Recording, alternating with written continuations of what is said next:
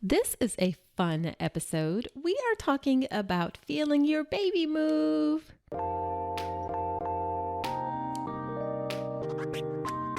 Welcome to the All About Pregnancy and Birth podcast. I'm your host, Dr. Nicole Calloway Rankins, a board-certified OBGYN physician, certified integrative health coach, and creator of the Birth Preparation Course, an online childbirth education class that will leave you feeling knowledgeable, prepared, confident, and empowered going into your birth. Quick note, this podcast is for educational purposes only, and it's not a substitute for medical advice. See the full disclaimer at ncrcoaching.com/disclaimer. Hello and welcome to the podcast. I appreciate you spending some time with me today. Your baby moving is such an exciting milestone during your pregnancy. Feeling my baby's move, that was by far my favorite part about being pregnant. And if I'm honest, actually, it was the only thing I really enjoyed about being pregnant. To be honest with you, I really didn't enjoy pregnancy. Anyway, feeling your baby move is so reassuring to feel those kicks, those rolls, the hiccups, the twists, the punches, all of it just helps you feel reassured that everything's okay with your baby. Now, a normal amount of movement isn't only reassuring for you, it is actually a physiologic sign that your baby is doing well. When a baby is experiencing a lack of oxygen or is in distress, they compensate by slowing down their movements in order to preserve energy. So, needless to say, understanding your baby's movement is important. And in today's episode, we're going to cover everything you need to know, including when you will start feeling your baby move, how often you should expect to feel your baby move, and what to do if your baby is moving less than normal.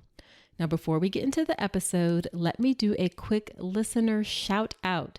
This is from Lovebug1179, and she left me, I always presume it's a she. I don't know. I don't know if any guys listen to the show, so I'm just going to say she. Anyway, she left me a review in iTunes that said, very knowledgeable and easy to follow. Well, that is short, sweet, and to the point. Thank you for that review. Please keep the reviews coming, guys. I love to read them, and I love to give shout outs. This podcast is growing so fast. I'm already over 5,000 total downloads, and I average about 300 downloads per episode. That's growing every day. That's better than half of all podcasts. And I cannot have that success without you. So leave me a review in iTunes so I can say thank you. You can also DM me if you'd like. I just love hearing from you. So just send me a message. Let me know what you think. All right, so let's get to talking about feeling your baby move. As I said before, a normal amount of movement, it virtually ensures that your baby's doing well. Now, there's some other things that we can see on ultrasound that help us know that a baby's doing well. If a baby is breathing on ultrasound, and yes, actually babies practice breathing while they're inside your bellies.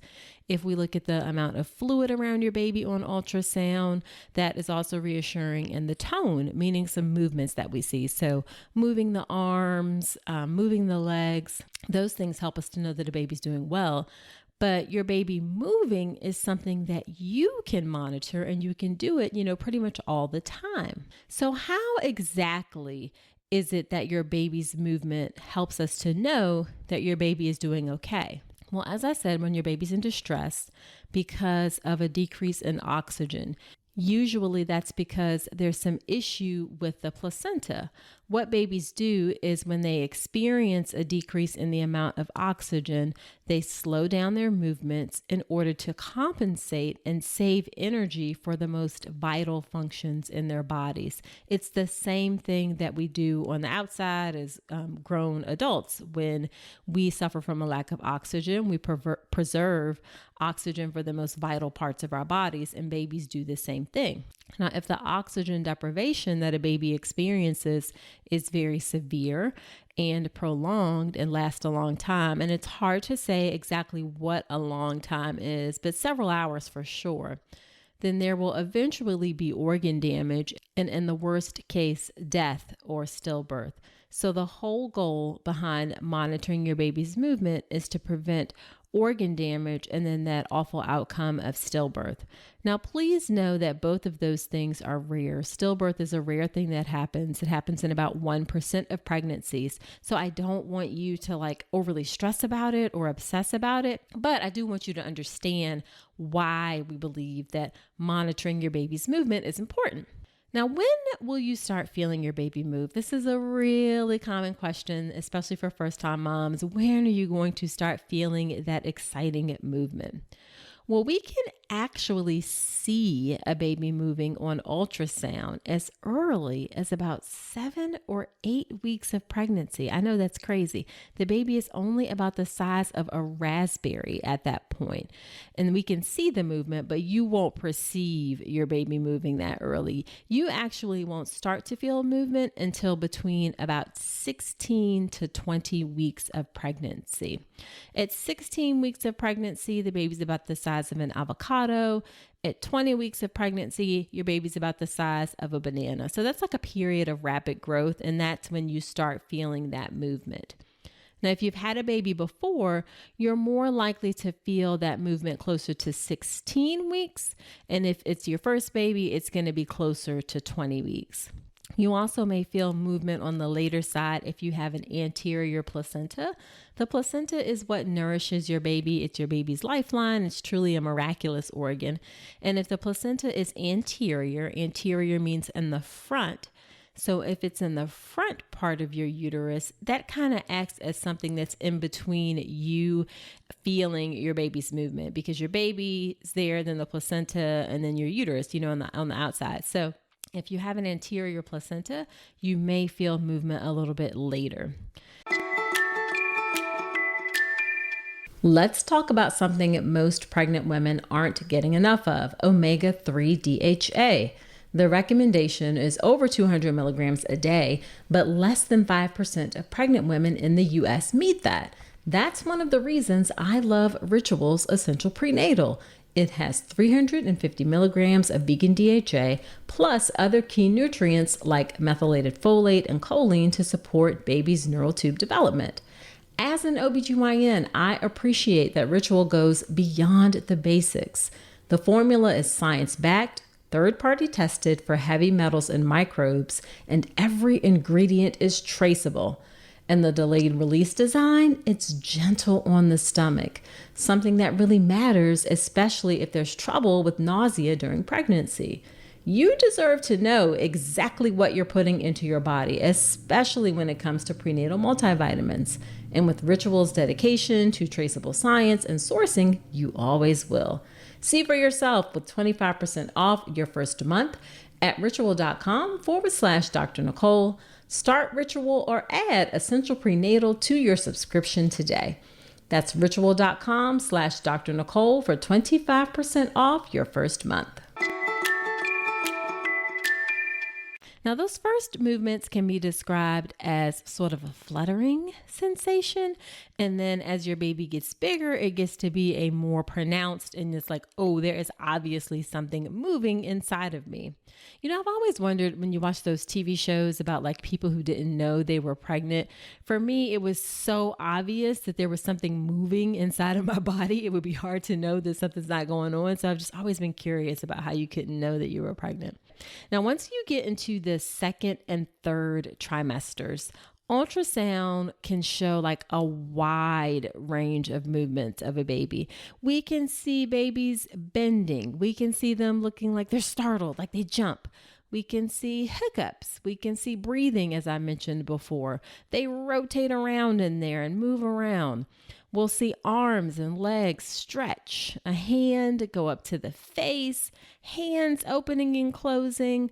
We'll even see things like sucking a thumb or yawning. So we can see lots of things on ultrasound. However, you may be surprised to hear that you will not actually feel all of those movements. Studies show that women feel anywhere from as little as 33% to 88% of movements seen on ultrasound. So you actually aren't going to feel all of the times that your baby is moving. When one study looked at how women matched up when they felt movement with what was seen on ultrasound, about 50% of the time, women could feel an isolated arm or leg move. So see it on ultrasound, and about 50% of the time, a woman would say that she felt like an arm or a leg move. But when it was bigger movements, it makes sense that women felt it more. So if it was like a twist or a roll, then women felt that more. And in that case, if you see it on ultrasound, women felt it in about 80% of the time. Now, as far as how often you will feel your baby move, it really varies. The movement will vary depending on the time of day and how far along you are in your pregnancy. It tends to increase throughout the day and be at its highest at night, but everybody is a little bit different, and you'll come to know what your baby's normal movements feel like. Now, you will feel your baby move very consistently once you get into the third trimester, so 28 weeks and beyond. Between 20 and 28 weeks, things can kind of vary. Definitely by 26 or so weeks, you're going to start feeling regular movement for most women.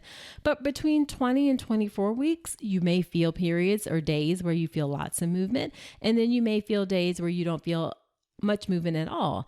A lot of women get concerned about that, but that is very, very common, that between 20, 25, 26 weeks, you may not always feel movement consistently. The baby's still small, and they may get in a position where you're just not perceiving the movement the way that you used to. So don't get super stressed out, especially between that 20 to 24 week range, if the movement sort of comes and goes.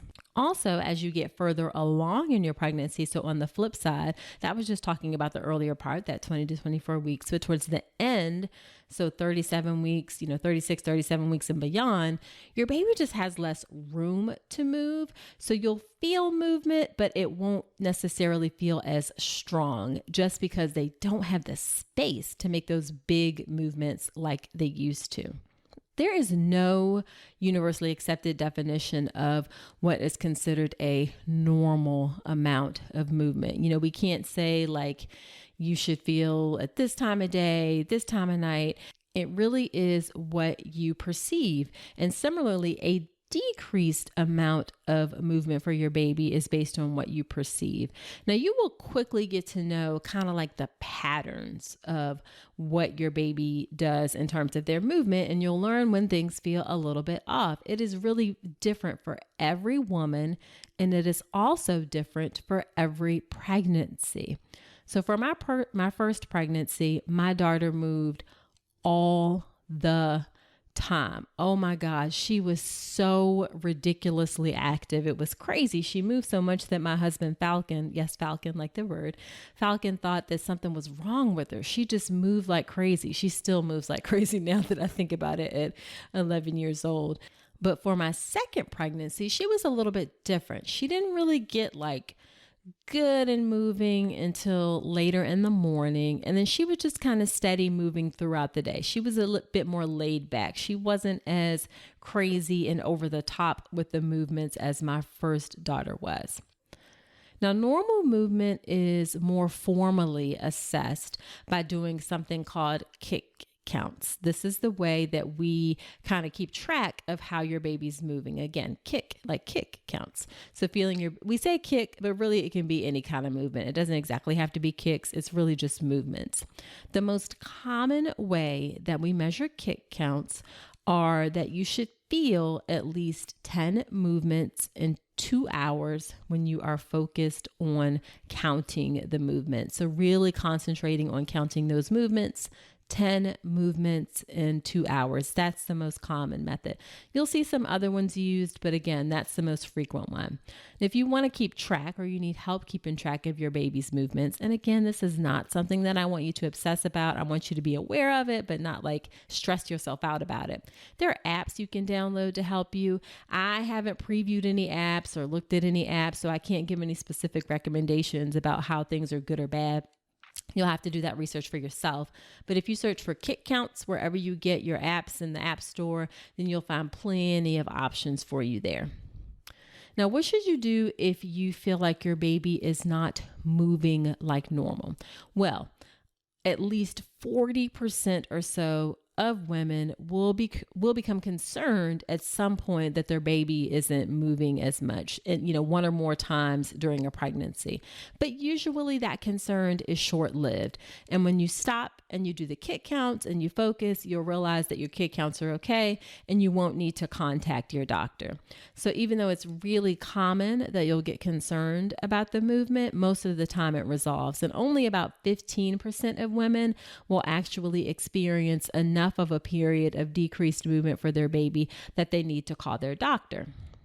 Now, there are a couple other reasons other than a lack of oxygen that can cause a transient decrease in your baby moving. One common one is a fetal sleep cycle. So babies actually go to sleep. That is a very common and benign cause of not feeling your baby move as much. And your baby's sleep cycle can last for up to 40 minutes. So that's why we say you got to watch the baby's movement for a couple hours before you decide that it's truly decreased. Another thing that can affect how you feel your baby's move, how you feel your baby moving is you're just not perceiving it. Again, it may be that it's early in the pregnancy and you're just not feeling it as much. Extremes of amniotic fluid can cause you to not feel your baby move as much, even though we see it on ultrasound. So if you don't have as much fluid, then your baby may not have enough space to move around. If you have a lot of fluid, then it acts as kind of a cushion, so you may not feel the movement as much. Sometimes if your baby is facing where their back is towards your front, so their feet and legs are pointing towards your back, you may not feel the movement as much. And again, that anterior placenta may decrease the amount that you feel movement. And then sometimes if you're just distracted, if you're going along, doing your thing, you're at work, you're shopping, whatever, you just aren't really paying full attention to it. So your baby may have been moving, but you just weren't focused on it. So that's why we say you really have to stop and focus for those 2 hours to count those 10 movements when you're concerned about decreased fetal movement. Finding something to wear during pregnancy shouldn't feel frustrating. And with Armoire, it's actually fun. Armoire is a clothing rental membership that gives you access to high quality, beautiful pieces that fit your changing body and your style. You take a quick 5-minute style quiz, pick what you love, and fresh styles show up at your door in as little as 2 days. I recently tried Armoire and y'all, I loved the dress they sent. It was flowy, flattering, and it had pockets. I felt so good wearing it. You know that feeling when something just fits right? That's what Armoire delivers. And for you, Armoire is the answer to feeling cute and confident in maternity clothes without spending a fortune. No more clutter, no more wasting money on clothes that won't fit in a month. Just stylish, feel-good options on your terms. Right now, my listeners can give Armoire a try and get up to 50% off their first month. That's up to $125 off. Just visit armoire.style/Dr. Nicole. That's armoire.style, ARMOIRE.style/Dr. Nicole to get up to 50% off your first month and never worry about what to wear again. Try Armoire today. So if your baby isn't moving as much, the first thing I want you to do is drink or eat something sweet to try and stimulate your baby, wake your baby up. So some juice, a piece of candy, even a soda. That's not going to hurt you, one soda. And then concentrate on your baby moving. If you don't feel those 10 movements within 2 hours, then you do need to call your doctor for sure. And what she's going to do, she's probably going to tell you, if it's during the day, to come into the office or even the hospital for something called a non-stress test. It's where you get put on the monitor and your baby's heart rate is monitored for at least 20 minutes. A lot of offices have the ability to do that in their office, but if not, then they're going to send you to the hospital labor and delivery unit.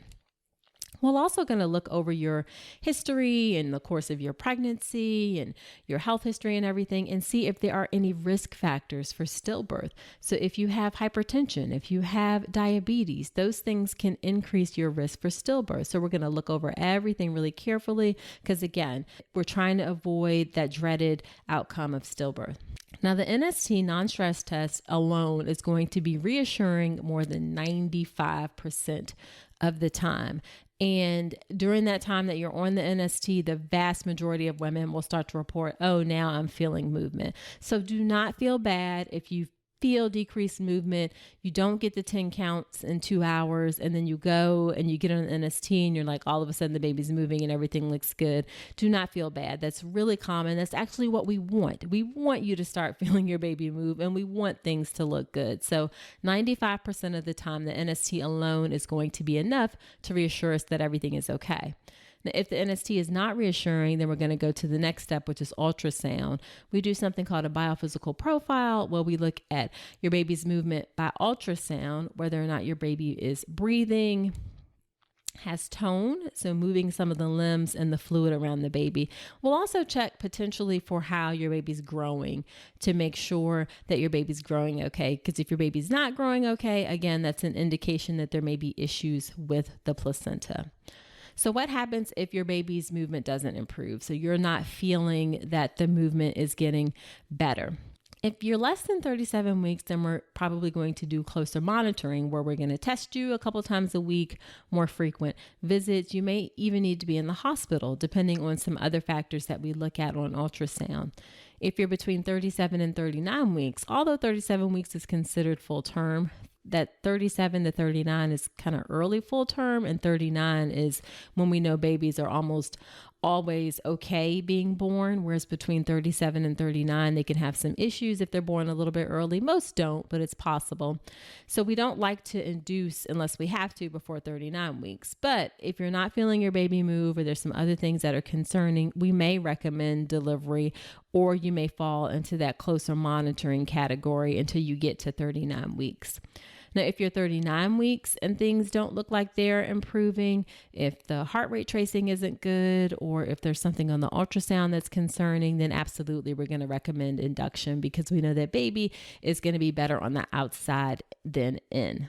All right, now just to close things out, there is a little bit of a caveat about monitoring your baby's movement. Truthfully, research actually hasn't conclusively shown that there's a benefit to monitoring for decreased fetal movement, that it actually decreases the risk of stillbirth. It's not really clear why that's the case. Part of it is because stillbirth is a very rare thing. So in order to study whether or not movement affects that, you have to study thousands and thousands and thousands of women. So that's a really big deal to do. There is research being done to help determine if monitoring your baby's movement is useful. But if you happen to Google, if you're a research kind of person and look for studies, there actually isn't a lot out there. However, in the meantime, recommendations remain the same. Despite the lack of research, we know that common sense, kind of tells us that we know that if your baby is suffering from a lack of oxygen, they decrease their movement. So we just want to be mindful of that, and you really want to keep track of the movement. Again, not stress over it, not obsess over it, but be mindful of your baby moving. So to summarize, you are going to start feeling your baby move between about 16 to 20 weeks. If it's your first baby, it'll be closer to 20 weeks. If it's not your first baby, it'll be closer to 16. Normal movement will vary between each pregnancy and each woman, and you will quickly learn what feels normal for you. By the third trimester, or 28 weeks, you'll definitely feel movement on a more regular basis. Between that 20 and 25-ish weeks or so, it may kind of come and go. You may have days even where you don't feel the movement as much, and that's perfectly normal. If you don't feel your baby move like normal, especially after 28 weeks in the third trimester, then drink something sweet, focus. Do your kick counts. You want to see if you can feel 10 movements in 2 hours when you're truly focused on counting. And if you don't hit that 10, then definitely call your doctor. If you don't get a response from your doctor, then just go to the hospital to be evaluated. Okay, so that's it for this episode. What has your experience been with feeling your baby move? Let me know in the podcast community Facebook group. It's called All About Pregnancy and Birth Podcast Community. And if you're not already a part of it, the link is in the show notes so you can come on in and join us. Now be sure to subscribe to the podcast in iTunes or wherever you listen to podcasts. And if you feel so inclined, I'd really appreciate you leaving an honest review in iTunes. It helps other women find my show. And like I said, I love to give people listener shout outs and say thank you for listening. Now, next week on the podcast, it's a birth story episode, and I have Dr. Uchema Ume, aka Dr. Lulu. Dr. Lulu is a pediatrician, or a momatrician, as she calls herself, and she will be on talking about her experience giving birth 3 times without an epidural. So come on back next week, and until then, I wish you a healthy and happy pregnancy and birth. Today's episode is brought to you by Women's Wellness Coaching by Dr. Nicole Calloway Rankins. Head to ncrcoaching.com to check out my free 1-hour mini course on how to make your birth plan, as well as my comprehensive online childbirth education class, the Birth Preparation Course. With over 8 hours of content and a private course community, the Birth Preparation Course will leave you knowledgeable, prepared, confident, and empowered going into your birth. Head to ncrcoaching.com to learn more.